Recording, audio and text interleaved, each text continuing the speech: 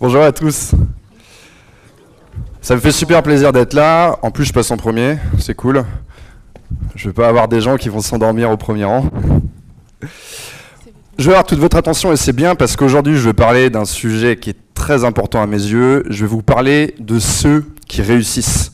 Je vais vous parler de ceux qui réussissent et de comment ils réussissent. Alors, je vois que j'ai affaire à un public plutôt de jeunes étudiants. Qui parmi vous a de l'ambition ? Oh, c'est pas mal. C'est pas mal. Et c'est important parce qu'on a tous de l'ambition, on a tous envie de réussir, on a tous des gens qu'on idolâtre, des gens qui nous, on a des mentors, on a des gens qui nous font rêver, on a envie de les imiter, mais on a envie de le faire pour les mauvaises raisons. Souvent, on a envie de réussir et d'avoir du succès pour les mauvaises raisons qui sont en réalité les conséquences du succès. On a envie d'avoir de la reconnaissance, on a envie d'avoir des followers sur Facebook, sur Instagram, on a envie d'avoir de l'argent. Et ça, ce sont des mauvaises raisons. Mais c'est ce qui intéresse tout le monde. C'est ça qui intéresse tout le monde. C'est ce dont on parle dans les médias. C'est ce qui va frustrer les gens, c'est ce qui va faire rêver les gens, c'est ce qui va faire qu'on va vous adorer ou qu'on va vous détester. Mais ce dont on ne parle pas, c'est de ce cheminement qui mène au succès.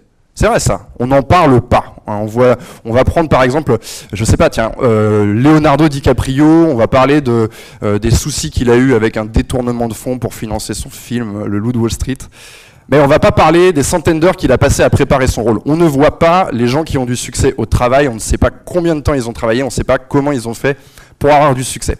Et c'est de ça dont j'ai envie de parler avec vous aujourd'hui. J'ai envie de vous donner quelques conseils qui ont été importants pour moi et qui, j'espère, vont vous aider pour ce long trajet qui mène au succès et qui n'est pas un trajet facile. Donc voilà, j'ai envie de vous préparer un maximum à ça. Et la première chose dont j'ai envie de vous parler, c'est une question qu'on me pose très souvent. Les gens, quand ils me croisent, ils me disent « Où est-ce que tu vas chercher ta motivation ? Où est-ce que tu vas chercher ton énergie ?» Et c'est vrai que là, vous me regardez, j'ai l'air motivé, pas vrai? C'est vrai, j'ai l'air motivé. Pas du tout. Non, pas du tout, en fait, en vrai, je suis malade, là. Donc là, la seule chose qui me motive, c'est de retourner dans mon lit avec une petite verveine, tilleul citron, avec une touche de miel à l'intérieur. Non, en vrai, je suis pas motivé. Et c'est une erreur de penser que la motivation va vous emmener très très loin. Les pouvoirs de la motivation, ils ne sont pas infinis, ils ne sont pas illimités. Et on a tendance à accorder beaucoup trop d'importance à la motivation. La motivation, c'est très bien pour démarrer quelque chose. C'est génial, c'est ce qui va vous faire démarrer un projet. Mais assez rapidement, c'est une source de combustible qui va s'avérer, qui va se tarir, qui va être limitée dans le temps. Il va falloir renouveler cette motivation, bien sûr, mais plus important encore, il va falloir substituer quelque chose à cette motivation. Il va falloir trouver quelque chose de plus efficace que la motivation. Et je vais vous donner un exemple. En ce moment, je suis en train d'écrire un livre. Alors, évidemment que je suis motivé pour écrire un livre. Qui serait pas motivé pour écrire un livre ?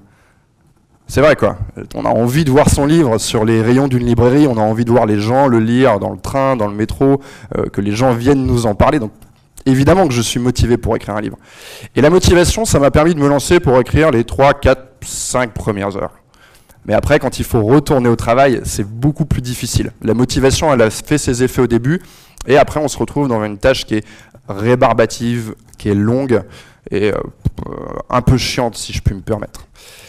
Et ce qu'il faut que vous fassiez, en fait, c'est de réussir à vous hacker vous-même, et utiliser en fait la façon dont on fonctionne. En fait, l'être humain, il aime bien le confort, il aime bien la routine. Et ce que vous allez faire, c'est que vous allez mettre en place des routines, mettre en place des habitudes pour vous assurer de faire le taf. Et moi, ce que je fais lorsque j'écris mon livre, c'est que je me suis créé l'habitude d'écrire tous les jours. Tous les jours, j'écris. Tous les jours, j'écris, que j'écrive 3 lignes, que j'écrive une page. Tous les jours, je vais écrire. Et c'est en le faisant chaque jour, à partir d'un certain temps, je vais ancrer cette habitude chez moi et ça va devenir normal de le faire. J'ai envie d'arriver jusqu'à un certain point où ne pas le faire va me gêner. Le ne pas le faire va me... Je vais pas me sentir bien, quoi. Je fais exactement la même chose dans mon travail. Ça fait 7 ans que j'ai monté ma société et depuis 7 ans, je travaille absolument tous les jours. Alors au début, c'était pas facile, mais aujourd'hui, c'est devenu très compliqué de prendre un jour de repos. Et c'est pas du tout grave, puisque c'est quelque chose qui me rend heureux.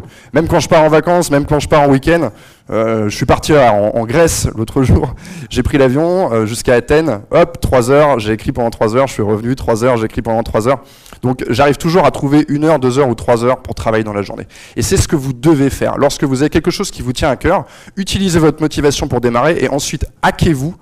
Implantez-vous, disciplinez-vous pour implanter une habitude et essayez de forcer, de tenir le plus longtemps possible parce que cette habitude, elle ne va pas s'implanter tout de suite. Il faut quand même passer un certain temps avant que le fait de ne pas faire ce que vous avez à faire soit inconfortable. Alors, il ne faut pas se tromper parce que c'est un sujet qui a beaucoup été discuté et je sais que sur Internet, on peut lire des choses comme oui, une habitude, ça met 21 jours. Non, une habitude, ça ne met pas 21 jours. Il y a plein de nombres qui ont été donnés sur des études qui sont plus ou moins sérieuses. Et moi, ce que j'ai remarqué à titre personnel, parce que j'ai dû me créer plein d'habitudes, que ce soit pour le travail, pour le sport, moi je pense qu'il faut plutôt compter en mois qu'en jours. Donc il ne faut pas avoir peur au début de se dire voilà, je vais traverser une période qui va être un petit peu douloureuse, ça va faire un petit peu mal, mais une fois que l'habitude a été implantée, c'est très difficile de la faire partir. La deuxième chose, le deuxième conseil que je voudrais vous donner, c'est qu'il y a des gens qui peuvent vous aider et vous les soupçonnez pas en fait. Moi, quand j'étais plus petit, je lisais énormément. Et ce que je faisais, c'est qu'une fois que j'avais trouvé un auteur que j'adorais, donc j'avalais tous les livres qu'il avait écrits, et une fois que j'avais avalé toute son œuvre, je m'intéressais à sa biographie, ses correspondances. En fait, j'essayais d'aspirer comme une éponge tout ce que je pouvais trouver au sujet de cette personne que je vénérais. Et c'est un truc qui m'a énormément servi dans le travail, parce que j'ai pris mes auteurs préférés, que ce soit, bon, c'est pas forcément des auteurs qui vont parler à tout le monde, Charles Bukowski, Henry Miller, Marcel Proust, mais ça peut être aussi des artistes, ça peut être des artistes français, il y en a plein, chacun va aller chercher les gens qui l'ambitionnent. Ben, ces gens-là, vous devez, prenez les gens que vous aimez, prenez les gens que vous admirez, et vous devez faire cette démarche de vous procurer leur biographie, leur autobiographie. Vous devez creuser, vous devez tout savoir de leur vie parce que ça va vraiment être une aide précieuse. Vous allez décortiquer la vie de ces gens-là et vous allez avoir une idée de comment ils sont arrivés au succès. Alors, parfois, ils n'ont pas eu le succès de leur vivant, ils l'ont eu après, ou alors ils l'ont eu sur le tard. Mais en faisant ça, vous allez découvrir quelle est la masse de travail nécessaire, quel est le temps nécessaire, quel est l'engagement, comment ils ont fait pour gérer à la fois leur vie privée, leur vie familiale, leur vie amoureuse et en même temps construire leur œuvre, faire leur travail. Donc prenez les gens que vous admirez, que ce soit des écrivains, prenez Marcel Proust, prenez des artistes, prenez James Bond, prenez Michael Jackson, prenez des entrepreneurs, Richard Branson, Steve Jobs, peu importe, et faites-en vos alliés, faites-les rentrer dans votre équipe. Et quand vous allez être en difficulté, quand vous allez avoir un petit peu de mal, eh ben, vous aurez l'expérience de ces gens-là qui va vous aider. Quand vous serez au fond du trou, que votre projet va patiner, ben, vous allez vous référer à l'expérience de ces types parce que vous allez avoir dans votre équipe les plus grands obsédés de travail que la Terre ait jamais porté. Et ça, c'est hyper, hyper important. Et qu'est-ce qu'on apprend quand on lit ces biographies, ces autobiographies? Qu'est-ce qu'on va apprendre? On va apprendre une leçon hyper importante. On va apprendre que le succès, ça demande de la patience. Le succès, ça demande du temps et ça demande de la patience. Et ça, c'est un truc qu'on n'aime pas s'entendre dire. On aime bien, encore une fois, comme je disais au début, on aime bien le succès, oui, l'argent, etc., etc. Mais ça demande du temps et de la patience. C'est la principale cause d'abandon chez les gens qui entreprennent, c'est qu'ils avaient sous-estimé le temps qu'il allait leur falloir pour avoir des résultats. Ils avaient sous-estimé ce temps-là. Et c'est un truc qu'on peut constater avec un exemple très simple. Les gens qui s'inscrivent à la salle de sport ou qui veulent démarrer un sport. Bah, ces gens-là, en fait, ils sous-estiment le temps qu'il va leur falloir pour apprécier simplement le fait de faire du sport et ensuite avoir des résultats. Parce que ça vient dans ce sens-là. D'abord, on apprécie le fait de faire du sport et ensuite, on a des résultats. Moi, je sais que j'ai commencé à faire du sport, je devais avoir 16 ou 17 ans, et ça a vraiment été difficile pendant au moins un mois. Il y a plein de gens qui démarrent le sport, ils vont à la salle, ils vont soulever de la grosse fonte, ils vont squatter, mais voilà, une semaine, 2 semaines, ah non, ça fait toujours mal, j'ai toujours plein de courbatures, ils ne sont pas habitués au fait d'avoir des courbatures, et ils ne ressentent pas encore les bienfaits que ça peut leur procurer. Et il faut attendre pour ça. Donc il faut être patient. Et il va falloir être patient, parce que ça va vous demander, si vous voulez atteindre une certaine qualité, vous allez avoir besoin de patience. Vous allez devoir faire beaucoup. Il y a une citation que j'aime beaucoup, c'est un poète français, je crois, qui n'est pas très connu, qui s'appelle Léon-Paul Fargue, qui dit, j'adore cette citation, « La qualité, c'est de la quantité assimilée. » La qualité, c'est de la quantité assimilée. Ça, c'est une de mes citations favorites. Vous pouvez l'appliquer à n'importe quoi, vous pouvez l'appliquer au travail, vous pouvez l'appliquer à votre vie amoureuse, vous pouvez l'appliquer au sport. Ça marche à tous les coups. La qualité, c'est de la quantité assimilée. Donc c'est très très très important de bien comprendre ça.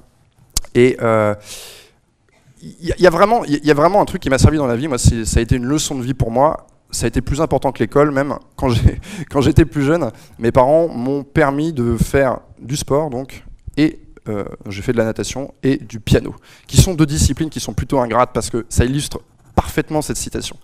C'est des disciplines plutôt ingrates, il faut travailler beaucoup avant d'avoir une bonne technique. Il faut faire beaucoup de gammes, il faut faire beaucoup d'exercices dans l'eau pour avoir une bonne technique. Et on n'a pas des résultats immédiatement. On est obligé de viser sur une échelle de 2 ans, 3 ans, 4 ans.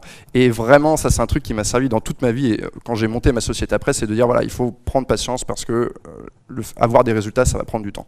Et même si aujourd'hui, je fais plus de piano ou je nage plus autant qu'avant, ça m'a quand même appris cette leçon-là. Et puis voilà, même si je retourne à la piscine, la technique que j'ai acquise pendant toutes ces années, elle est restée, même si je nage pas aussi vite qu'avant. Pareil pour le piano, si jamais je voulais réapprendre une pièce aujourd'hui, j'ai encore la technique et ça revient tout seul. Il y a un exemple que j'aime beaucoup quand il s'agit de parler de succès, de gens qui ont eu du succès, c'est l'exemple de J.K. Rowling. Vous connaissez J.K. Rowling?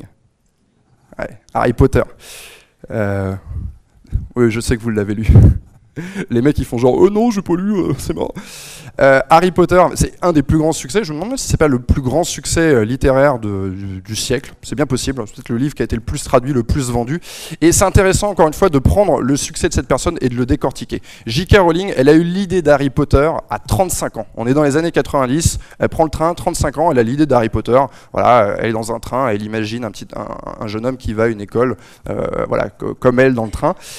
Donc elle a cette idée à 35 ans dans les années 90, ensuite elle va aller travailler au Portugal, elle va travailler comme enseignante, elle enseigne l'anglais il me semble, et elle va commencer à écrire son livre le matin. Elle va ensuite passer par une phase très difficile de sa vie où elle va faire une fausse couche, elle va se mettre avec quelqu'un, puis ils vont se séparer, elle va passer par une dépression, elle va vraiment être dans un quotidien qui est assez précaire, mais elle va se déchirer, elle va écrire nuit et jour, elle va écrire, et quand son livre est terminé, elle va envoyer les 3 premiers chapitres à une maison d'édition. Refus. Une deuxième maison d'édition, refus. Refus, 10 refus jusqu'à ce que son livre soit publié. Et son livre est publié en 1997. 7 ans.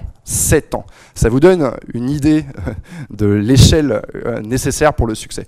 Et c'est important quand on se lance, quand on entreprend, quand on veut réussir quelque chose, d'avoir une vision forte, de là où on veut aller, et ensuite de compter en années, et de revenir dans un travail au jour le jour. Et il ne faut pas se dire, voilà, j'ai cette envie de succès, parce que l'envie ne mène à rien. Si on vise le succès pour le succès, ça ne mène à rien, on va se concentrer sur tout un tas de choses périphériques, et on ne va pas faire le travail ingrat qui va mener au succès. Et je vais finir cette intervention sur une chose qui est hyper importante, surtout pour vous qui êtes plutôt jeunes pour la plupart, c'est que pour réussir, il faut déjà commencer. Ça paraît con dit comme ça, mais il faut commencer.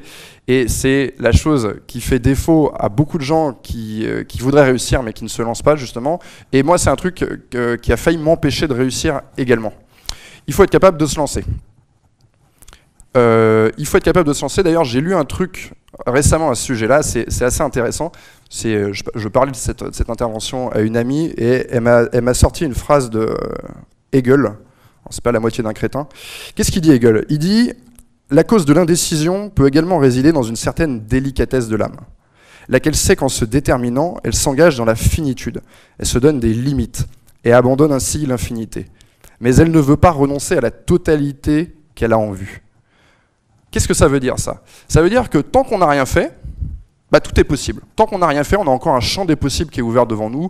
On peut réussir dans tout un tas de domaines. Ah ouais, je pourrais être champion de tennis. Ah ouais, je pourrais... Ouais, on peut s'imaginer réussir dans tout un tas de domaines. Tant qu'on n'a rien entrepris, on est dans cette espèce de succès fantasmé. Ouais, tout pourrait m'arriver. Et il y a beaucoup de gens qui restent piégés à ce stade-là. À vouloir, ah ouais, un jour je voudrais écrire un livre, et à ne jamais se mettre au travail. Et c'est vraiment un piège. Ça paraît con comme piège, mais c'est un piège qui attend la plupart d'entre vous. C'est vraiment la chose la plus difficile.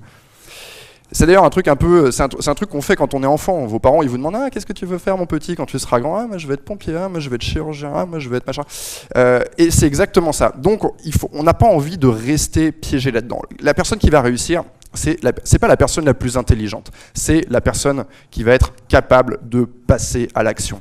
Parce que le succès, bah, c'est passer à l'action, c'est passer à l'acte au début, et ensuite c'est une succession d'actions. Et voilà, on est sur un parcours qui va être parsemé d'échecs, et chacun de ces échecs va vous amener un peu plus près du succès. Et moi, c'est un truc qui a failli m'arriver aussi. J'ai failli ne pas me retrouver ici. Quand j'avais 24 ans, je faisais un travail à Paris de consultant qui me plaisait pas du tout. Je m'ennuyais à mon travail, je comptais les secondes jusqu'à la fin de la journée. Je me cachais dans les salles de réunion, je disparaissais comme ça pendant les journées de travail. C'est un travail que je détestais, vraiment je le détestais, mais je continuais à le faire. Et vraiment, j'ai découvert que la pire chose, c'est l'ennui. Le pire sentiment, c'est l'ennui. C'est ça qui vous rend fou. Et la chose la meilleure qui peut vous arriver, c'est de vous épanouir dans ce que vous faites. Et au final, c'est le travail qui va vous amener à ça. Et ce qui m'est arrivé, c'est que j'arrivais pas à quitter ce job. Et un matin, je me suis fait faucher par une voiture. Et aussi horrible que ça puisse paraître, alors j'ai eu de la chance parce que je m'en suis bien tiré, mais ça a été pour moi un déclic. Ça a été pour moi un déclic. Sitôt que j'ai été rétabli, j'ai rédigé ma lettre de démission. Je savais absolument pas ce que j'allais faire derrière, mais ça m'a permis de me lancer. Et le message que je voudrais vous faire passer aujourd'hui, c'est le message que j'aurais voulu recevoir avant cet accident. J'aurais voulu comprendre ça avant d'avoir ce stupide accident. J'aurais voulu qu'on me dise, voilà, le succès, c'est quelque chose que tu décides. Alors n'attendez pas. Merci à vous.